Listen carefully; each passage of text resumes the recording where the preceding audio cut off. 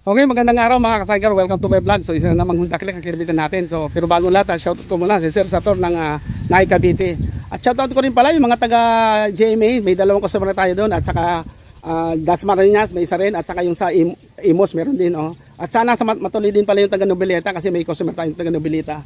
So yun, umpisa natin itong ipakita. Itong ating bagong gawang saygar na nakabita isang Honda Click na 125. Okay mga kasaygar, isa na namang Honda Click ang kinabitan natin at bagay na bagay sa kanyang kulay na black blue, ano? So yun ang kulay ng kanyang motor na may black at saka blue. So ganun din tong sidecar, black and blue din. At bumagay din sa kanya dahil yung upuan ng motor ay blue at upuan din itong sidecar ay blue din, ano? Ang ganda rin talaga ng kulay na kombinasyon pag parehas ang kulay ng motor at saka yung sidecar. Ito nagdagdag siya ng glass frame kasama yung salamin, 1.7 to. At ito naman, kaya resulta 1,000 dito. Itong mga dinagdag na ito, 1,000 sa bawat dagdag, ano? At ganito rin ito, yung pinto, super cute na pinto. Nagpadagdag din siya ng rubber matting, ano? At saka ito yung mags, namili sir ng mags sa atin, no? So yun. At saka ito yung carrier. So dalawang carrier, ano? May isa sa taas doon at saka isa sa baba. So halos kompleto itong dinagdag ni Sir Sator ng Nai Cavite, ano? At ito pa isa yung crash guard. At saka itong kadalasan nga, no, kasi pagka yung kinakabitan natin ay Honda Click, so maraming nagre-react dito, no, maraming nagko-comment na ang iba nanghinayang, ang iba naman bakit daw kinabitan.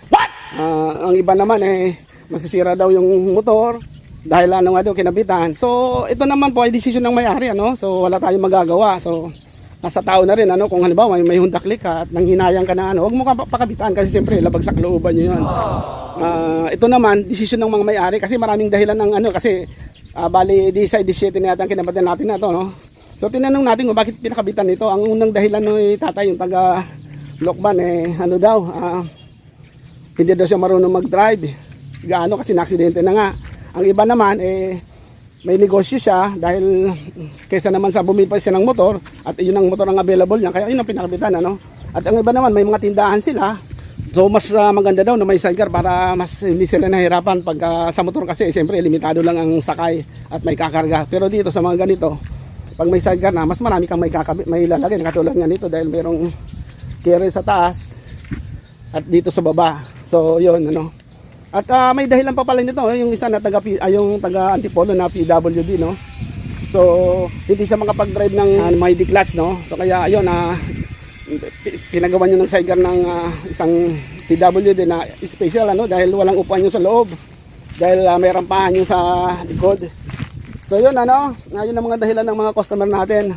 Pero siyempre kung nanghinayang ka naman pala, umanap ho kayo ng ibang motor kahit kahit mga second hand, pwede naman Ang iba kasi talaga naghanap talaga ng second hand o kahit mga luma ng mga motor, pwede nang lagyan yun kasi siyempre nagamit na rin naman yun. Para hindi na iba na nanghihinayang, hindi sila manghinayang dahil nga sa second hand lang naman yung motor. So yun yung motor, dahil kukunin na pala ito ng may-ari. Shoutout sa mga taga Cavite dahil medyo padagdag ng ating mga customer, ano. So nga dito lang muli, salamat kung bago pa lang kayo sa aking YouTube channel, like at saka subscribe naman. At pindutin na rin ang notification bell para update kayo sa mga susunod mga videos na katulad nito. Maraming salamat. Okay mga kasaygar, nandito na yung may-ari, ano, si Sir Sator ng Nai Cavite. Shoutout sa mga taga Cavite. Tama-tama, i-rotate natin siya dito dahil nga dumating na pala siya dito. Hindi ko alam na nasa shop ko na pala, kaya ito pumunta rito yung ating tauhan. Nandito, sabi ko sige, ihatid na lang dito. So yun, Sir Sator, try nyo, subukan nyo.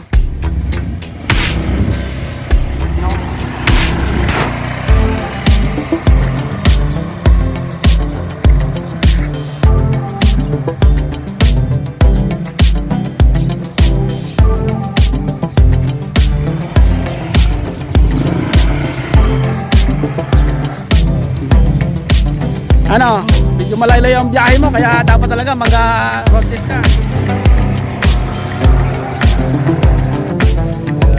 Ito, testing din si Bayo, no? Okay. Ano, kumusta yung pag-drive test mo? Okay, o yan mga kasaygar, balik tayo na siya.